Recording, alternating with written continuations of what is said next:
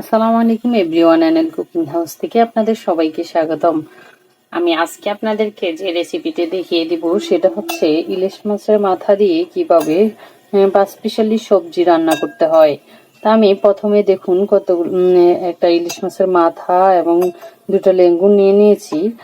আমি শুধু মাথাটা দিয়েই রান্না করব। প্রথমে আমি রাইস কুকারটা অন করে দিচ্ছি। অন করার পর পরিমাণ মতো প্যানে তেল দিয়ে দিব। প্যানে তেল দেওয়ার পর আমি দিয়ে দিব কতগুলো কাঁচামরিচ, আস্ত কাঁচামরিচ দিচ্ছি আমি। একটা পেঁয়াজ কুচি দিয়ে দিচ্ছি।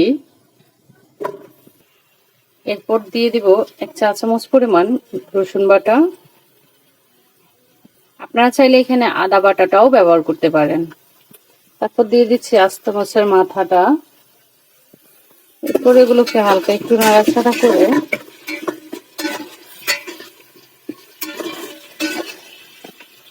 তারপর দিয়ে দিব 1 চা চামচ লবণ। আপনারা এখানে সবজির পরিমাণ অনুযায়ী লবণটা ব্যবহার করবেন। সবজি যদি বেশি হয় লবণটা আরো বেশি ব্যবহার করবেন, সবজি যদি কম হয় তাহলে লবণটা একটু কম ব্যবহার করতে পারেন। লবণটা দেওয়ার পর আমি সবজিটা দিয়ে দিচ্ছি।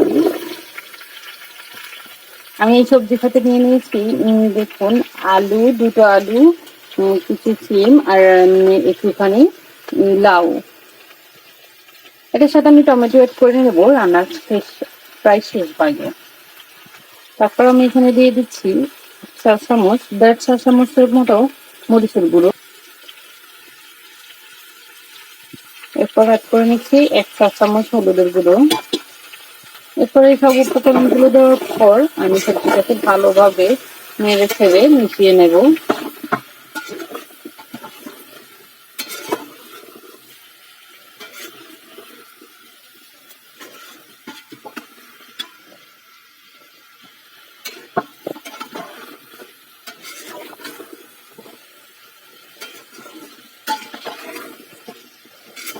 মাছের মাথাটা আমি কাঁচায় ব্যবহার করেছি কেন অনেকে জানতে চাইতে পারেন। তো আমি মাছের মাথাটা কাঁচা ব্যবহার করেছি কারণ এটাকে আমি ভেঙে ফেলবো, একেবারে ভেঙে তারপরে একদম সবজিটার সাথে ভালোভাবে মিশিয়ে ফেলবো। এই জন্য আমি কাঁচায় দিয়ে দিয়েছি। ভেজে দিলে মাছের মাথাটা আস্তই থেকে যেত, ভাঙতো না। এই জন্য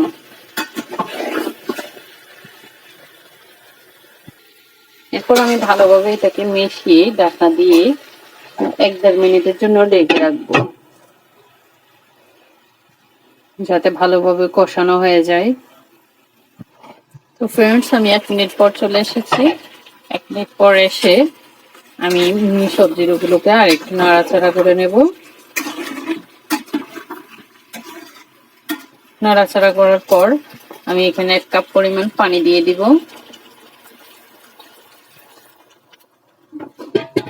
এখানে একসঙ্গে অনেকগুলো পানি কিংবা আধা কেজি 1 কেজি পানি ব্যবহার করা যাবে না।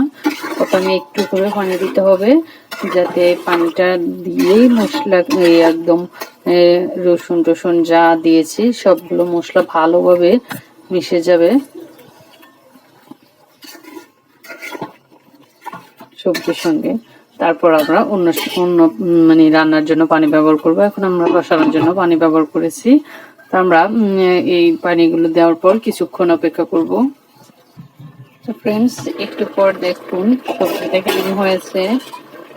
মাত্র 1 কাপ পানি দিয়ে কিন্তু আমি সবজিটা কষাতে দিয়েছি। এখন হালকা আর একটু পানি দিয়ে দিয়েছে সবজি থেকে বের হয়ে। তো মাঝে মধ্যে একটু নেড়ে ছেড়ে দিতে পারেন, কোনো সমস্যা নেই। এখনো কিন্তু সবজিটা ভালোভাবে সিদ্ধ হয় না, এই জন্য আমি আবারও রেখে দিচ্ছি। সিদ্ধ হওয়ার পর আমি পরিমাণ মতো পানি দেব। তো ফ্রেন্ডস, একটু পর আমি আবার চলে এসেছি। তারপর দেখুন সবজির কালারটা কেমন হয়েছে এবং সবজিগুলো একদমই সিদ্ধ হয়ে গেছে। তো এই পর্যায়ে আমি পরিমাণ মতো পানি দিয়ে দিব। সবজির পরিমাণ অনুযায়ী আপনারা পানি দিবেন। আমি এখানে 1/2 লিটার সেটা একটু কম পানি দিচ্ছি, যেহেতু আমি এর আগে একটু পানি দিয়েছি।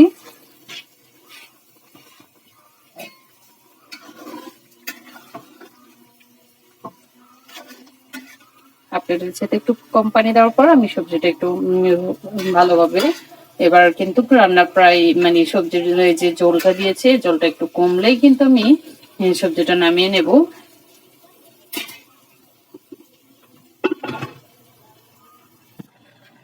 তো ফ্রেন্ডস, আমার রান্নাটা কমপ্লিট হয়ে গেছে, দেখুন জলটাও কমে গেছে।